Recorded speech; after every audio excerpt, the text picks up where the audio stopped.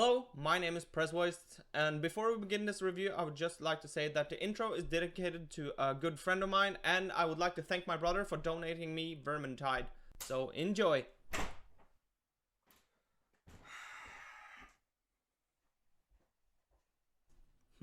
What do I want to play today? Ooh, heavy rain. Been too long. Let's go.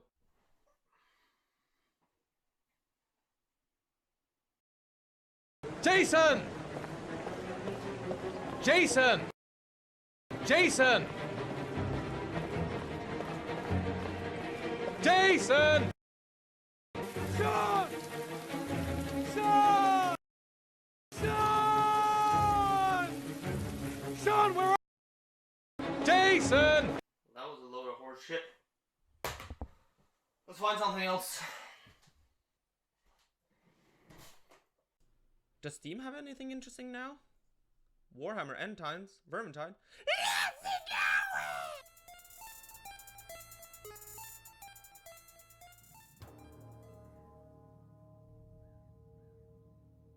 So, Warhammer End Times Vermintide is a game developed and published by Fat Shark, released the 23rd of October 2015, currently only on PC, but I heard that there is actually a PS4 and an Xbox One version on the way.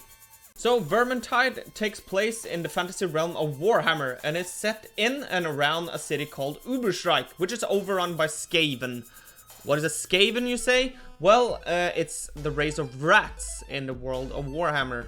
This is a game that thrives on co-op action and is very similar to Left 4 Dead. In fact, the developer named Left 4 Dead as their main source of inspiration for Vermintide, and it shows in the game. Vermintide, like Left 4 Dead, allows 4 players to take part in different maps to slay hordes and hordes upon Skavens, with different tasks to complete as well. The game, however, has a few big things which separates it from Left 4 Dead. Not only the obvious lack of zombies and other things, but Vermintide offers a loot system and a class system. Here you can choose up to 5 characters: Witch Hunter, Waywatcher, Dwarf Ranger, Bright Wizard, and the Empire Soldier. Every character has 2 sets of weapons, where one is melee and the other is ranged. Every character feels a bit different because they thrive on different things. For example, the Empire Soldier is a good melee fighter, where the Bright Wizard is a good ranged one. Like I said earlier, the game also has a loot system. Your character is allowed to change weapons, trinkets, and headgear, and you get to collect new weapons by leveling up or through a randomized reward system, which is displayed at the end of every map. But more on that later. Vermintide looks good enough, even though it looks like shit on the video you're watching now. That's because I'm running the game on the lowest graphics. The game is mostly dark and gloomy with some few exceptions, but it fits the mood of the game perfectly. The soundtrack, however, is a bit all over the place, but it's mostly fitting, but it's kinda out of place when the techno bullcrap comes on. And if we are to talk more about the gameplay itself, it is very satisfying. The melee combat in the game is excellent and by far the strongest point in the game, but also the biggest. You will be spending 80 to 85% of the time just slaying battalions of Skavens. The remaining percent, however, is spent on boring questing, which usually relies on you collecting barrels or food and placing it into a wheelbarrow. It seems like a missed opportunity, to be honest. The game has some awesome special monsters, but don't use bigger versions of them or anything as bosses, so instead of fighting a huge ass rat for a quest, you are left with barrels.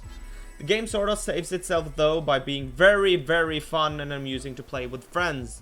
But with that being said, the loot system has its problems as well. You literally need to throw dice at the end of every level to see what loot you're about to get. This basically means that you can be playing for hours and hours and be the best man on the team the whole time, but never get rewarded for it, because you have bad luck with the dice.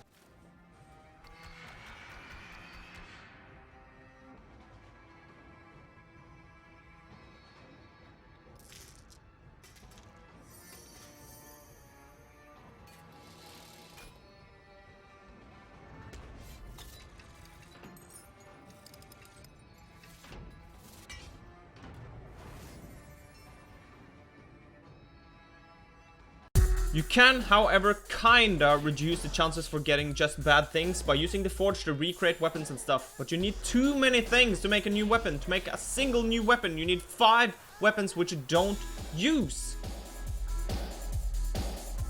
Oh, and do not attempt to play Vermintide alone. If you have no one to play the game with, go online. Play with other random people on the internet. Never end up playing with the AI. They are useless puppets who only follow you everywhere. Which means if you have to pick up 6 barrels for a quest, you need to pick up all 6 of them instead of being able to spread it out like you would if you were playing with other people.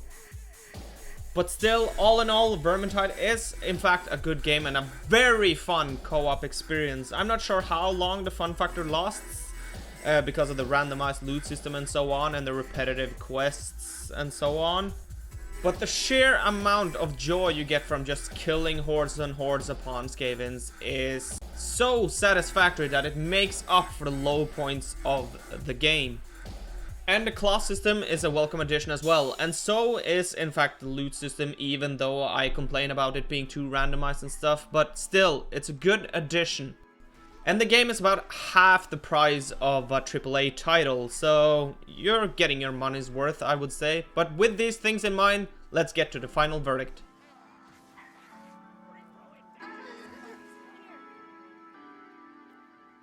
So the pros are class system, fun to slay Skavens, very enjoyable co-op, and a fitting mood.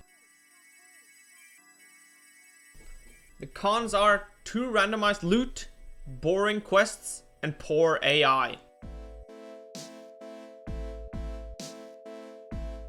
So with these things in mind, I've given the game a 7 out of 10. It's a fun game, especially in co-op, and it's not that expensive, so go out and get it. Hopefully you enjoyed this episode, and until next time, stay awesome. Thank you for watching this episode of PrezWaste Gaming. If you enjoyed the episode, please like, comment, and or subscribe.